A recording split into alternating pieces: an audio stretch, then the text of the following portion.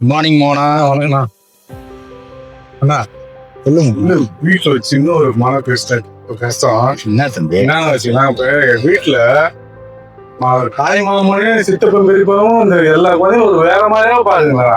அதான் ஒரு சின்ன காலையில பிரச்சனை. தாய் மாமா நல்லவனா பாக்குறாங்க, தாய் மாமன் நல்லவனா பாக்குறேன், சித்தப்பனை கெட்டவனா பாக்குறேன். சித்தப்பன் பெரியப்பன். இதுக்கு உனக்கு பதில் தெரியணுமோ? ஆமா, அது சரி. உங்கள்கிட்ட பாக்கணும் உங்கள்கிட்ட சொல்லணும்னு நினைச்சேன். சரி, சொல்லிட்டேன். ஆக்சுவலி மோனா, இந்த கட்டமைப்புக்கு நம்ம ஒரு தேங்க்ஸ் சொல்லணும்.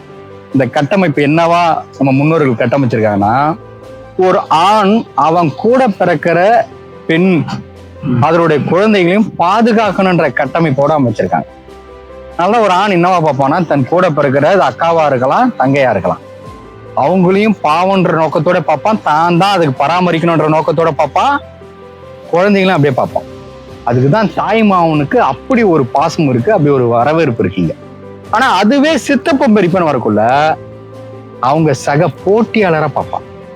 என்னதான் எங்க அண்ணன் மேல நான் பாசமா இருந்தாலும், ஆனா உள்ளுக்குள்ள ஆழ் மனசுல அவரு ஒரு கார் வாங்கினா நானும் வாங்கணும்னு தோணும். இதே எங்க அக்கா வாங்கினா எனக்கு தோணாது. புரியுதா? அப்ப ஒரு சகோதரன், கூட பிறந்த ஒரு ஆணுக்கு கூட பிறக்கிற சகோதரன் சக போட்டியாளர். அதனாலதான் இந்த பாகுபாடு வருது. குழந்தைங்களுக்கு இது அப்படிதான் கடத்தப்படுது. அதுங்க சரியா புரிஞ்சு முடியாம அப்படியே. இது ஆக்சுவலி குறை கிடையாது. இந்த கட்டமைப்புக்கு நம்ம தேங்க்ஸ் சொல்லணும். அதுக்காக சிலது மைனஸ் வரத்தானே செய்யும்.